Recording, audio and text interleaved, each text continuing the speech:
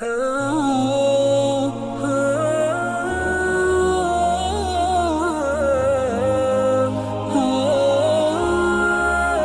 آقا رحمت دو عالم صلی اللہ علیہ وسلم نے ارشاد فرمایا کہ کوئی بیوی پوری زندگی اپنے شوہر کی خدمت کرے تب بھی اپنے شوہر کی محبت کا حق ادا کر نہیں سکتی۔ روایت بہت مرتبہ سنے ہوں گے آپ، ایک صحابیہ نبی کی خدمت میں آتی ہے، آ کر عرض کرتی ہے یا رسول اللہ صلی اللہ علیہ وسلم، میرا شوہر شادی کے چند دن کے بعد ہی بیمار پڑ گیا، کیونکہ شادی جو ہوتی ہے وہ بھروسے پر ہوتی ہے، کوئی گارنٹی نہیں۔ شادی کے بعد تمہارا بچہ کتنے سال صحت مند رہے گا، شادی کے بعد تمہارا بچہ کتنے سال ہماری بچی کو پالے گا، کوئی گارنٹی نہیں ہے۔ دنیا میں ایسے واقعات بھی آپ نے سنا ہوگا کہ آج شادی ہوئی، کل شوہر بیمار پڑ گیا، آج شادی ہوئی اور کل شوہر کا انتقال ہو گیا۔ ہاں ایک بات یاد رکھیں، شادی سے پہلے اگر کوئی بیماری ہو، رشتہ آ رہا ہے، لڑکے والے ہو کہ لڑکی والے، اپنے بچے کے اس بیماری کا صاف صاف اظہار اور اعلان کر دے کہ ہمارے بچے کو یہ بیماری فلاں عمر میں ہوئی تھی، اللہ کا فضل اب تک نہیں آئی لوٹ کر وہ بیماری۔ اگر بیماری کو چھپا کر شادی کرتے ہیں، ایک بہت بڑا دھوکہ دینے کے مترادف اور برابر ہے۔ صاف صاف بتا دینا، اگر کوئی ایسی بیماری ہو جو شادی کے لیے مانی ہو، یا عام طور پر ایسی بیماریوں کو رکھ کر شادی نہیں کرتے، بیٹا بیٹی دیتے اور لیتے نہیں، تو اس صورت میں صاف طور پر بتا دینا واجب ہے کہ ہمارے بچے کو یا ہماری بچی کو اس قسم کا کوئی مرض فلاں وقت ہوا تھا، علاج کے بعد الحمدللہ ہمارا بچہ یا ہماری بچی صحت مند ہو گئی ہے، ہم نے صاف صاف آپ کی خدمت میں پیش کر دیا ہے، تاکہ شادی کے بعد آپ کو جب پتہ چلے تو آپ ہمارے اوپر کسی قسم کا کوئی الزام نہ لگائے۔ یہ امانت ہے، یہ امانت ہے، یہ امانت ہے۔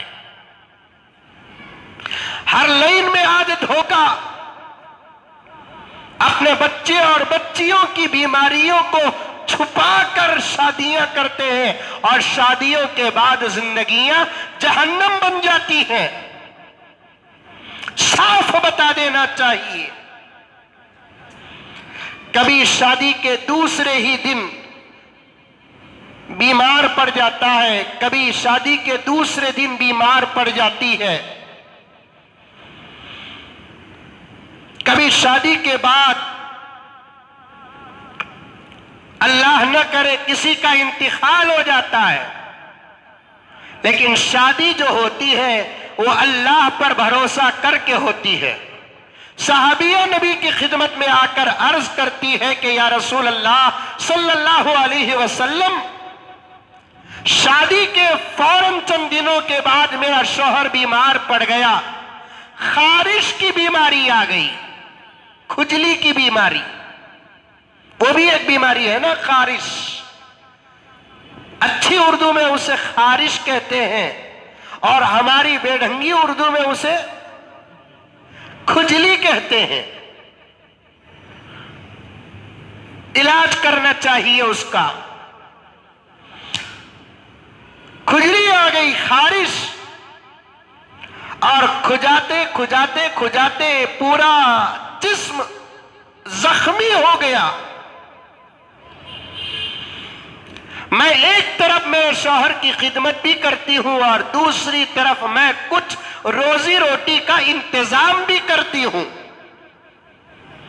صرف سادہ سیدھا اس واقعے کو بیان کر کے میں آگے بڑھ جاؤں، کبھی موقع ملے تو میری ماں اور بہنوں سے اس واقعے کی باریکیاں، نکات مسائل تمام بیان کروں،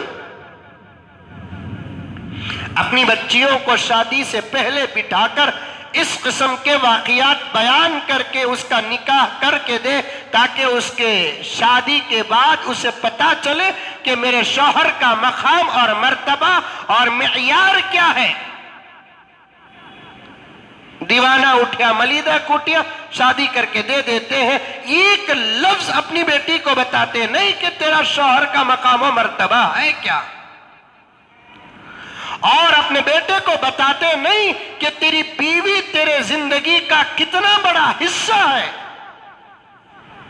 صحابیہ آ کر کہتی ہے یا رسول اللہ خارش کی بیماری لاحق ہو گئی، کھجاتے کھجاتے جسم زخمی ہو گیا، دوا اثر نہیں کر رہی ہے، اور یہاں تک کہ پھوڑے پھٹے خون و پیپ نکلتا ہے، اور جسم اتنا نرم ہو گیا کہ کپڑے سے اگر پوچھتی ہوں اس کپڑے کے پوچھنے کے درد کو بھی وہ برداشت نہیں کرتا، لیکن جسم میں خون اور پیپ نکلتا ہے۔ آج ساری دنیا میں ایسی ایک بہن ہے کہیں، ایک بچی ہے کہیں، اس خون اور پیپ کو میں کپڑے اور روئی سے پوچھتی ہوں تب بھی وہ درد کو برداشت نہیں کرتا، پھر بھی میرے شوہر کو میں صاف کرنا چاہتی ہوں، پاک کرنا چاہتی ہوں، تو اس خون اور پیپ کو پاک کرنے کے لیے میں اپنی زبان کا استعمال کرتی ہوں۔ اللہ اکبر کبیرہ، ایسے چاٹ کر پھوڑوں کو، آئس کریم کو نہیں۔ وہ کپ کی آئس کریم آتی نہیں بسکٹ کی جو باہر بکتی ہے یا بڑے بڑے دکانوں میں بکتی ہے، اسے کھانے کا بڑا عجیب و غریب طریقہ بھی ہوتا ہے، ایسے چاٹتے ہیں۔ کسی نہ کسی اعتبار سے دنیا انسان کو جانور بنانا چاہتی ہے، اور آج کی انسانیت سمجھ نہیں سک رہی ہے۔ ہاتھ سے کھاؤ، کوئی چیز ہاتھ سے کھانے کے لائق نہیں ہے تو اسے چمچے وغیرہ سے کسی چیز سے کھاؤ۔ یہ زبان سے چاٹ کر کھانے کا کیا طریقہ ہے؟ اچھا لگتا ہے یہ؟ ایسے چاٹ چاٹ کر کھاتے ہیں۔ چاٹ کر کھانے کا تو اسلام میں دور دور تک طریقہ کہیں بھی منقول نہیں ہے۔ غرض میں ایسے چاٹ کر اس کے پھوڑوں کو صاف کرتی ہوں یا رسول اللہ صلی اللہ علیہ وسلم۔ آقا نے فرمایا پوچھو اور کیا پوچھنا ہے آپ کو؟ بس یا رسول اللہ اس پوری میری زندگی اور خدمت کو رکھ کر میں یہ پوچھنا چاہتی ہوں، کیا میں نے اپنے شوہر کا حق ادا کیا؟ آپ کو میں کہنا چاہتا ہوں، پہلا واقعہ ماں باپ کے متعلق وہ آپ کے لیے ہے، اور یہ واقعہ میری ماں اور بہنوں کے لیے ہے۔ صحابیہ نے نبی کی خدمت میں سوال کیا، کیا میں نے میرے شوہر کی خدمت کا حق ادا کر دیا؟ آج دن میں 2 مرتبہ چائے بنا کر دے دیتی ہے تو سمجھ جاتی ہے کہ میں نے اپنے شوہر کا حق ادا کر دیا۔ 3 مرتبہ کھانا بنا کر دے دیتی ہے، سمجھ جاتی ہے کہ میں نے اپنے شوہر کا حق ادا کر دیا۔ ہفتے میں 2-3 جوڑے کپڑے دھو دیتی ہے تو سمجھ جاتی ہے کہ میں نے اپنے شوہر کا حق ادا کر دیا۔ گھر کو جھاڑو دے دیتی ہے، سمجھ جاتی ہے کہ میں نے اپنے شوہر کا حق ادا کر دیا۔ یہ کہ 2 بچے اپنے شوہر کے کیا جنتی ہے، پوری زندگی اس بات کا اظہار کرتی ہے تمہارے بچہ کو جن کو میں بڈھی ہو گئی۔ ابھی 2 بچے جن کو۔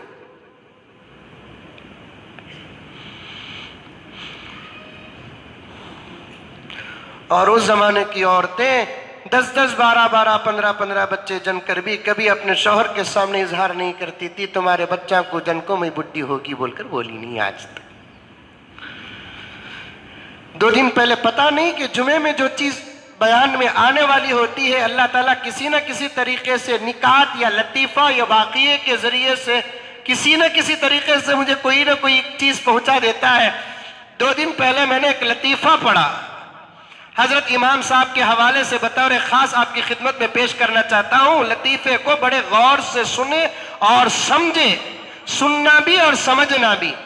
ایک پوتری ایک دادی کو پوچھی کہتے، ماں کو نہیں، کسے پوچھی؟ دادی کو پوچھی، دادی کیسا دادی تم لگا سب 10 12 12 15 15 بچے جنے؟ کون پوچھی؟ پوتی دادی کو پوچھی کہ دادی تمہیں کیسے 10 12 12 15 15 بچے جنے؟